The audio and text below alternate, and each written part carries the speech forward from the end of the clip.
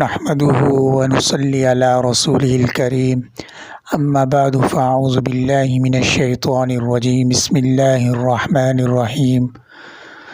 وقال النبي صلى الله عليه وسلم وعن عبد الله بن عمر قال رسول الله صلى الله عليه وسلم إن الله لا يقبض العلم انتزاعا ينتزع من العباد ولكن يقبض العلم بقبض العلماء حتى إذا لم يبق عالما اتخذ الناس رؤوسا جهالا فسئلوا فأفتوا بغير علم فضلوا وأضلوا۔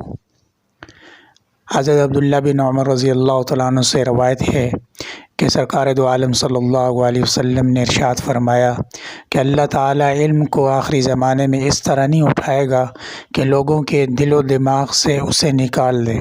بلکہ علم کو اس طرح اٹھائے گا کہ علماء کو ان کے درمیان سے یعنی دنیا سے اٹھا لے گا، یہاں تک کہ جب کوئی عالم بھی باقی نہیں رہے گا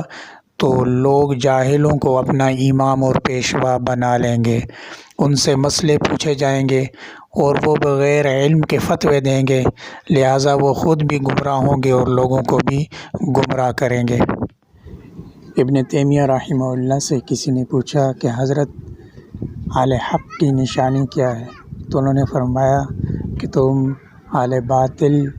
کے تیروں کا رخ دیکھو، جن کو وہ اہل باطل کے تیر لگ رہے ہیں وہ حق والے ہیں، وہ جو مارنے والے ہیں وہ اہل باطل ہیں۔ تو گزشتہ کتنے سالوں سے کتنے بڑے بڑے علماء کرام شہید کیے گئے، کس بے دردی کے ساتھ، جانے والوں کا غم نہیں لیکن ایک صدمہ رہ جاتا ہے۔ اللہ تعالی ہمارے علماء کرام کے درجات کو بلند فرمائے، آنے والی تمام منزلیں ان کے لیے آسان فرمائے، اور اللہ تعالی ہمیں بھی ان علماء کرام کے نقش قدم پر چلنے کی توفیق عطا فرمائے۔ اسی قافلے کے سرخیل حضرت مولانا عادل خان صاحب رحمۃ اللہ علیہ بھی تھے کہ جنہوں نے اپنے مشن کے لیے، اپنے کاز کے لیے اپنا تن من دن سب کچھ لٹا دیا اور اللہ تعالیٰ کے پاس جا پہنچے، اور اللہ تعالیٰ ان کی شہادت کو قبول فرمائے، اور اللہ تعالیٰ ہمیں بھی ان کے مشن پر چلنے کی توفیق عطا فرمائے۔ جزاکم اللہ۔